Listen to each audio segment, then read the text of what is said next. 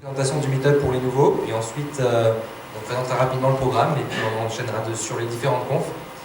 Donc Node.js Paris, qu'est-ce que c'est? C'est un meet-up centré sur Node.js, bien sûr, ouvert sur toutes les technos connexes. Donc quand on dit techno connexes, on pense à du front comme Backbone, Angular, AngularJS, jQuery, mais des choses un peu plus farfelues. Si vous avez des idées, n'hésitez pas quand même à proposer. Évidemment, si vous pouvez mettre des touches de Node.js quand c'est connexe, c'est encore mieux. Et puis, quelques autres sujets, du développement personnel, de l'entrepreneuriat, en gros tout ce qui peut intéresser un développeur web. Donc ça s'adresse d'abord principalement aux développeurs. Donc, ça ne signifie pas qu'on ne peut pas avoir une autre assistance, mais ce qu'on demande aux talkers, c'est qu'ils ciblent leurs conférences pour un public qui est d'abord des développeurs. Ensuite, quand est-ce que ça a lieu? Eh bien, c'est tous les seconds mercredis de chaque mois. Donc les prochaines occurrences, ce sera le 8 janvier, puis le 12 février. Alors, où ça? Assez souvent à Epita en amphithéâtre. On a encore d'autres espoirs d'en tourner à Mozilla. Et de temps en temps ailleurs, comme aujourd'hui par exemple. Il y en a quelques autres idées, des choses qui se présentent et qui pourraient être sympathiques pour le futur. Donc, pensez à vérifier sur Meetup. Comment s'inscrire? A priori, vous le savez déjà, sur le site meetup.com. On essaie d'ouvrir toujours les inscriptions 2 semaines à l'avance, mais on fait de notre mieux, c'est pas toujours possible. Puis comme d'habitude, si vous avez un empêchement, libérez votre place le plus tôt possible. Il y a parfois des gens qui l'attendent et ça nous aide aussi pour l'organisation. L'équipe, elle est composée de Étienne Folio qui est là-bas, et moi-même. Alors ensuite, l'outil principal autour du talk, c'est nodejsparis.fr. C'est un site sur lequel vous pouvez proposer vos talks, vos idées de talk. Les sources sont libres et accessibles sur Bitbucket. Donc si vous avez du temps pour jeter un œil et améliorer l'outil, ajouter des fonctionnalités, on sera ravis d'avoir vos PR. Ensuite, quelques rappels pratiques.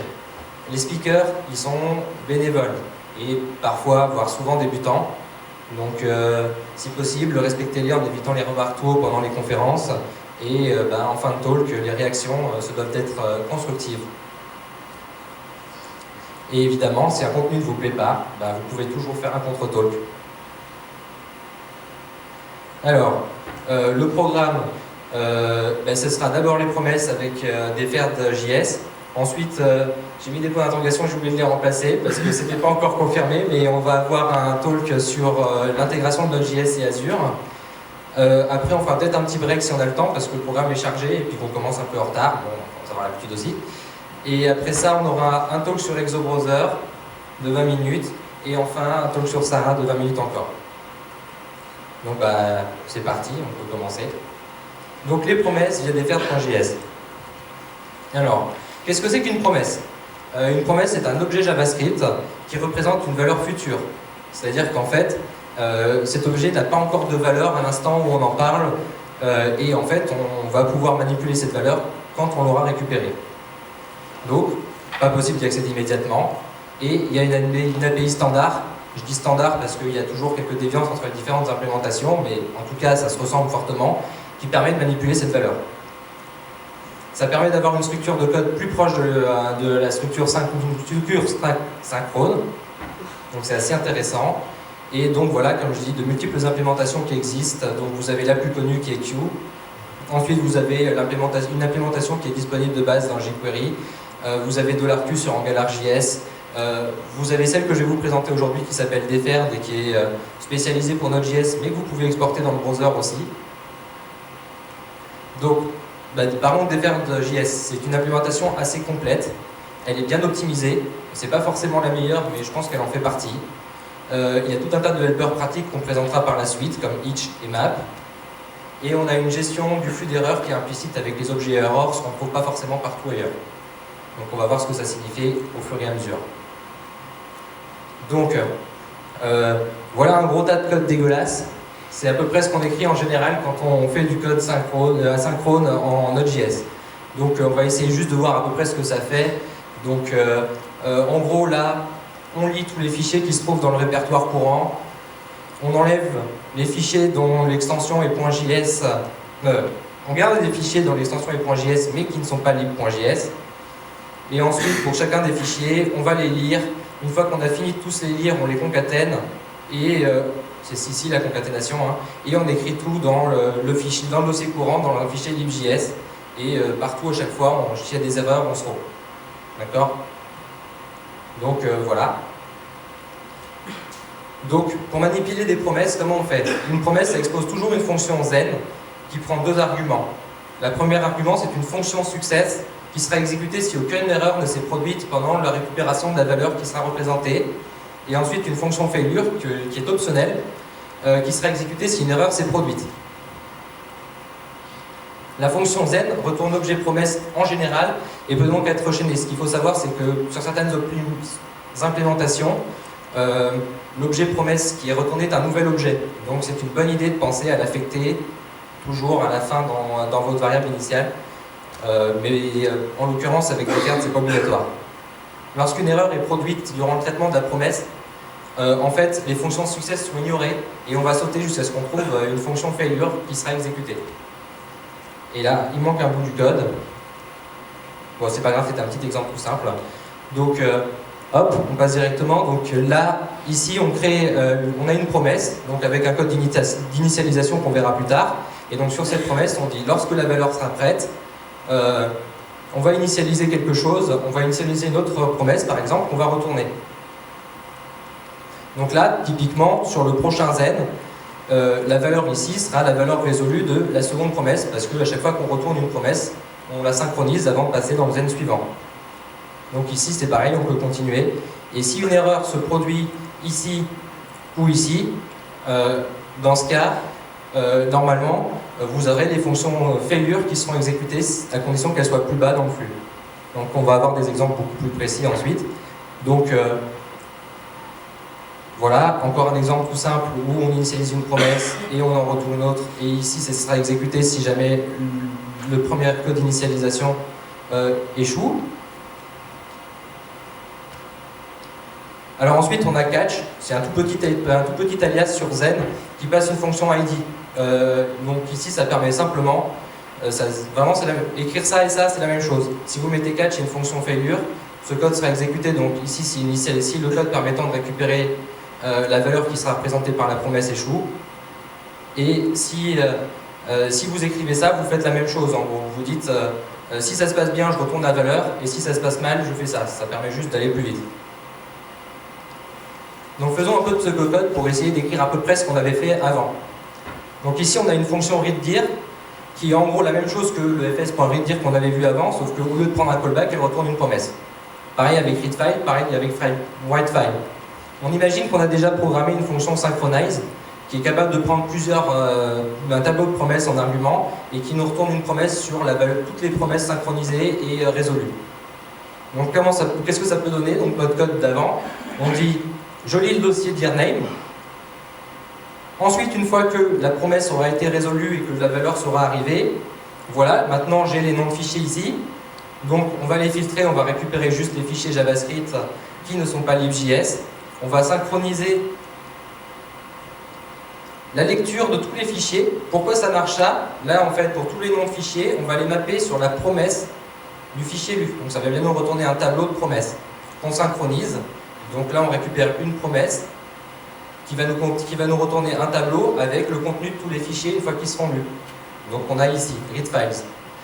Et donc, on peut enfin écrire dans le fichier lib.js la totalité des fichiers lus en les concaténant avec un retour à la ligne entre eux comme on faisait avant.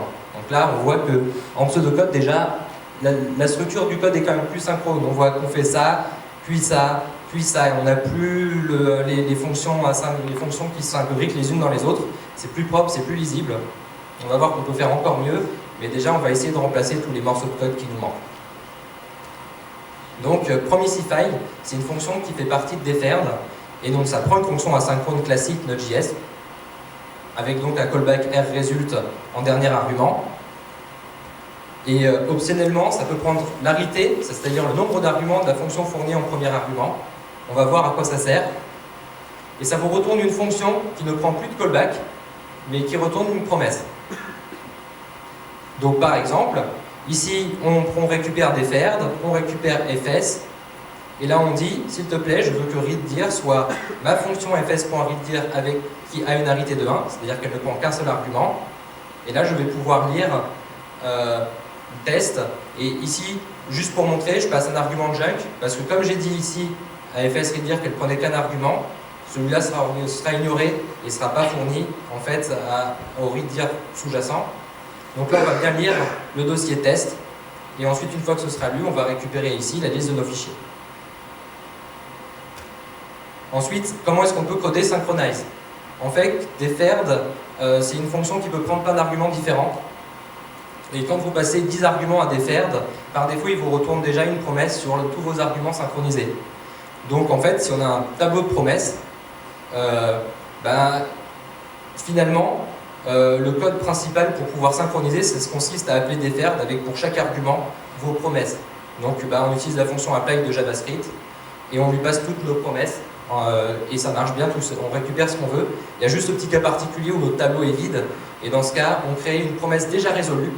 Donc c'est ça, c'est sa petite nouveauté, quand on appelle deferred avec une valeur qui n'est pas une promesse ou ni un traitement asynchrone, dans ce cas, ça résout la promesse immédiatement avec la valeur. Donc si on a un tableau vide, on retourne tout de suite une promesse sur un tableau déjà résolu tout vide. Et maintenant, on peut assembler le code qu'on avait donné avant. Donc on a remplacé les readDir, les readFile et les writeFile par les promisify.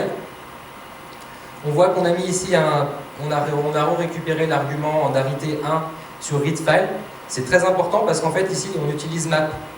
Et vous savez que quand on appelle map, la fonction que vous passez en argument, elle va récupérer pour chaque élément du tableau, d'abord sa valeur, ensuite son index, et enfin en dernier argument, souvent le tableau complet. Alors ici, on veut vraiment appeler readFile uniquement avec le nom du fichier. C'est pour ça qu'on va spécifier l'arité ici. Donc sinon après, il n'y a pas de surprise, c'est exactement le code qu'on avait détaillé avant, mais avec les trucs qui ont été rassemblés. Donc on va présenter quelques helpers pratiques. Donc c'est encore le même code, mais encore plus simplifié. C'est-à-dire qu'on va utiliser tous les helpers qui sont fournis par deferred. Donc ici, on appelle directement writeFile avec d'abord le fichier dans lequel on veut écrire. Ensuite, on fait un readDir du nom et on invoque ici. En fait, ce qui va se passer, c'est que quand la promesse sera résolue, ça va appeler filter sur la valeur résolue, avec comme fonction ça. Donc c'est exactement comme si si jamais j'avais fait un point zen et ensuite que sur le résultat du zen, j'appelais sur la valeur point .filter et que je retournais. Juste, ça permet d'éviter la fonction supplémentaire. Donc on filtre, comme d'habitude, les fichiers JavaScript qui n'ont pas JS. Ensuite, on map sur readFile et on invoque encore une fois join, puisque map de readFile, ça va nous retourner un tableau pour concaténer les strings. Et donc là, ce qu'on peut remarquer, c'est que writeFile, elle prend un argument qui est un scalaire. Ici, on a une string. Et puis finalement, ça c'est une promesse. Et deferred, quand on fabrique une fonction avec promisify, il y a la gentillesse de nous synchroniser les arguments. C'est-à-dire que si certains des arguments sont des promesses, et en fait, ils seront aussi, on va attendre que la valeur soit résolue avant d'exécuter le processus lui-même. Donc du coup, là, on a un code qui est très très simple pour faire la même chose qu'on a vu au début. Et puis on va essayer de le comparer un peu à ce qu'on aurait voulu écrire si on avait fait du code synchrone. Et là, on va voir que c'est assez flagrant. Le code synchrone équivalent, c'est ça. Donc j'ai remplacé mon writeFile par un writeFile 5. Je mets mon nearName. À part les initialisations avec promisify, ici c'est pareil. Ensuite, je fais un readDir 5 auquel je passe dirName. Bon, pareil. Ensuite, j'appelle .filter sur mon tableau. Donc là, on voit que la seule différence, finalement... oui, il manque une parenthèse, ici. Bon. On voit que la seule différence, c'est que j'ai appelé invoke. Voilà, sinon c'est exactement pareil. Ensuite, j'appelle map readFiles. Le voilà, sauf que ce coup-ci, on le fait en 5. Et ensuite, j'appelle invoke join. Ce coup-ci, j'appelle .join. Et franchement, le code, il est pareil. Sauf que ce code-là, celui que vous avez vu avant, il est asynchrone.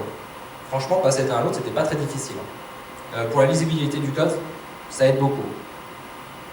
Et donc, le .end d'ici, c'est bêtement une fonction qui se throw si jamais il y a une erreur qui reste sur la build. Ça vous permet de la voir ressortir si jamais il y a quelque chose qui s'est mal passé.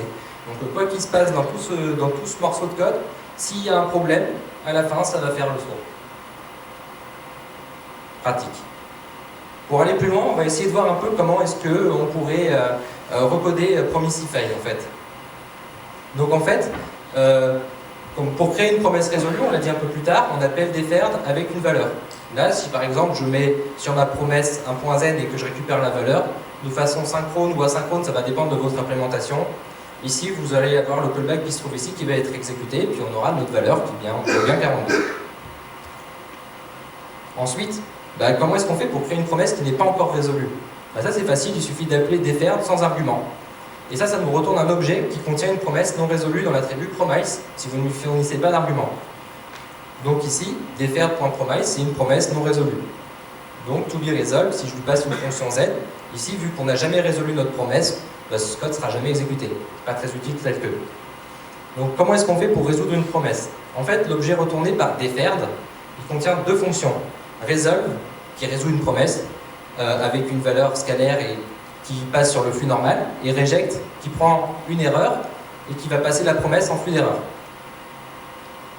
Donc ici, petit exemple, on a une petite fonction promise timeout qui va prendre un time. Et donc en fait, cette fonction crée une promesse non résolue. Au bout du temps qui est fourni, on résout cette promesse. Et enfin, on retourne la promesse qui n'est pas encore résolue. Donc là, qu'est-ce qui se passe? Si j'appelle promise timeout 1000, et bien ici, le contenu de ma fonction va s'exécuter au bout d'une seconde. Simple. Donc ensuite, voyons un peu comment le flux d'erreur il est composé. Le flux d'erreur il est composé d'objets héritant de error. Donc ça veut dire qu'en fait, quand vous retournez une erreur, au lieu d'exécuter les fonctions success qui seront en dessous, il va exécuter les fonctions failure. Donc là, on reprend notre promise de timeout de tout à l'heure, sauf que au lieu d'appeler une fonction, la fonction resolve, on appelle reject avec une erreur qu'on a fabriquée ici en faisant un do error. Et en fait, ici, quand je fais mon point Z, la fonction success, forcément, vu qu'on a une erreur, ne sera jamais exécutée. On va exécuter la fonction failure qui se trouve ici et qui, là, typiquement, affiche le message d'erreur. Il faut bien comprendre que si je ne retourne pas l'erreur dans la failure, les points Z suivants seront considérés comme étant revenus dans un état normal, c'est-à-dire que c'est des fonctions success qui seront exécutées. Donc si vous êtes dans un flux d'erreur comme failure, pensez à toujours bien retourner votre erreur si ce que vous faites c'est juste un traitement intermédiaire, par exemple pour nettoyer, pour rajouter dans le debug le fait qu'il y a eu une erreur, mais que vous voulez continuer en flux d'erreur sur votre promesse, return R. Voilà. Donc à comparer à la version d'avant, où ici, là on va reprendre promise timeout qu'on avait codé avant. Donc là ce coup-ci, success est exécuté. Et si je retourne une erreur à ce niveau-là, alors dans le prochain zen, le success ne sera pas exécuté, on sera en erreur. Voilà. Là vous voyez un peu la mécanique de comment on passe en success et en erreur et en failure. Pour être dans le failure en dessous, on retourne une erreur. Pour être dans le success en dessous, on ne retourne pas d'erreur. Donc ensuite, parfois avec des promesses, en tout cas on a envie de pouvoir repasser à un mode callback dit classique, donc avec du RResult. Donc avec deferred, vous avez un petit helper qui vous permet de faire ça, qui s'appelle .cb. Simplement, vous faites tout votre traitement de promesse classique, et puis à l'endroit où vous voulez appeler un callback RResult, vous utilisez la fonction .cb et vous lui passez votre callback. Et ensuite, simplement, il va se charger de gérer le problème. Donc en gros, ça va revenir à peu près à écrire ça. Si jamais il n'y a pas d'erreur, on appelle le callback avec nu et la valeur. S'il y a une erreur, on appelle le callback avec l'erreur. Donc, hop, c'est parti pour recoder Promisify, on a les bases pour le faire. Donc Promisify, c'est une fonction qui prend une autre fonction en argument et une arité, et qui doit retourner une fonction. On crée forcément une promesse, puisque cette fonction doit retourner une promesse. Voilà, ça c'est la base. Donc maintenant on va essayer de gérer le problème de l'arité. Donc si l'arité n'est pas définie,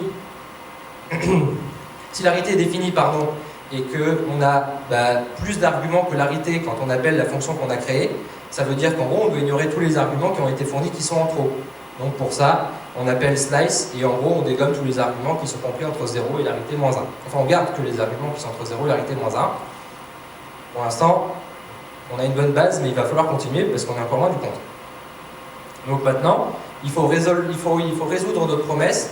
On commence par résoudre une promesse sur un tableau vide. Donc là, ça ressemble un petit peu à Synchronize, j'ai juste que je l'ai un petit peu remis ici. Et si on a des arguments, alors on appelle deferred avec nos arguments. Donc en fait, là, maintenant, quand on est ici, args, bah, ça va être une promesse qui va résoudre toutes les promesses potentielles qui se trouvent dans notre tableau. Si c'est des scalaires, elles vont rester telles que, et sinon, elles seront résolues. Donc on dit, maintenant, bah, s'il y a eu une erreur pendant la résolution, quand même, c'est gentil, il faut exploser la promesse qu'on va retourner. Ça, c'est la base. Donc, bah, en fait, maintenant, il faudrait peut-être faire quelque chose avec nos arguments. Donc, bah, une fois que nos arguments ont été résolus, en fait, ce qu'on fait, c'est qu'il faut ajouter dans un dernier argument un callback, puisque c'est ce que la fonction originale qu'on nous a passée en argument s'attend à prendre. Donc ici, on crée un callback RResult classique qu'on ajoute à la fin de notre tableau d'arguments, et on appelle la fonction originale qu'on a passée à Promesify avec tout ça.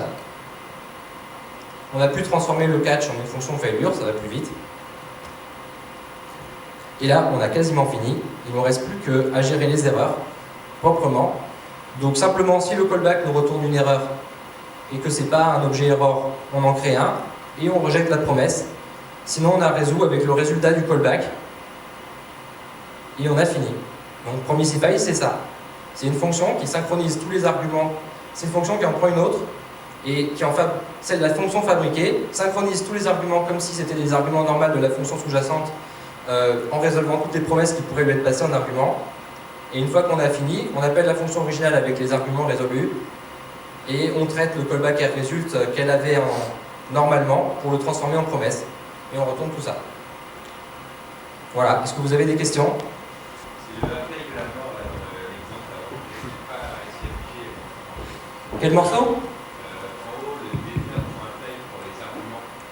D'accord. Alors en fait, est-ce que tu connais la fonction apply standard en JavaScript ou est-ce que tu la connais pas? D'accord. Alors en fait, deferred, c'est une fonction qui peut prendre, quand elle prend n arguments, d'accord, va regarder tous ces arguments et si jamais ce sont des promesses, les résout, sinon se contente de les mettre au même endroit dans un tableau équivalent et à la fin ça te retourne une promesse qui, une fois résolue, va être un tableau avec tous les arguments qui sont des valeurs scalaires, donc plus des promesses, d'accord?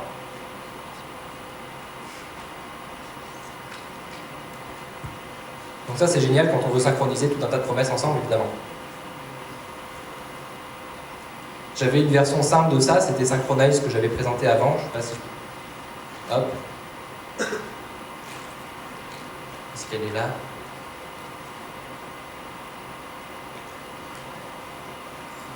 Ouais, voilà. Donc là c'est la fonction qui prend un tableau d'arguments et puis qui te retourne une promesse sur ce... enfin un tableau de promesses et qui te retourne une promesse sur tout ça résolu. Donc là c'est vraiment l'idée, c'est si jamais j'ai un tableau vide, je crée une promesse déjà résolue avec un tableau vide parce que sinon je vais appeler deferred sans argument et ça va pas être bien. Et sinon dans tous les autres cas j'appelle apply avec ma liste, avec mon tableau et ça va bien se passer.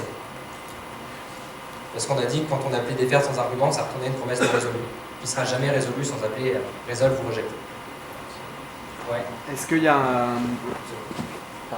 Est-ce qu'il y a un module Node.js qui transforme tout en toute l'API Node.js en promesse?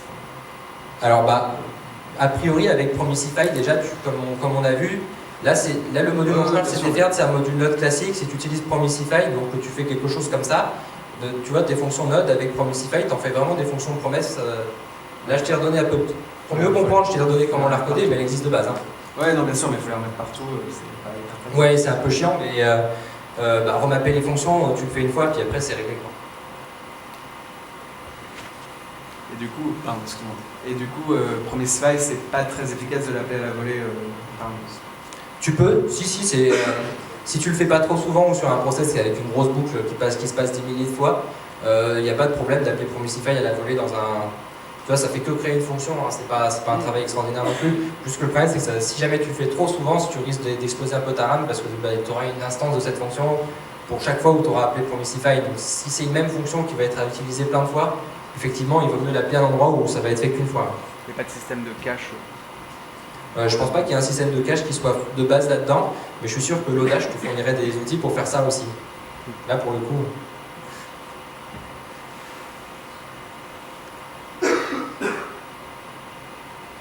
Un peu de questions? Ah, si. Rapport à J'ai une question, finalement ça ressemble beaucoup à Cul. Quel est l'intérêt d'avoir celui-ci en plus en fait? C'est des helpers supplémentaires? Il n'est pas exactement formé pareil, donc il y a des avantages et des désavantages au niveau syntaxe. Moi, la raison principale qui fait que je l'utilise, c'est que je trouve la syntaxe légèrement plus claire par endroit, avec des noms de fonctions que je trouve peut-être parfois plus parlantes, déjà, et ensuite les performances, il est à peu près 2 fois plus performant.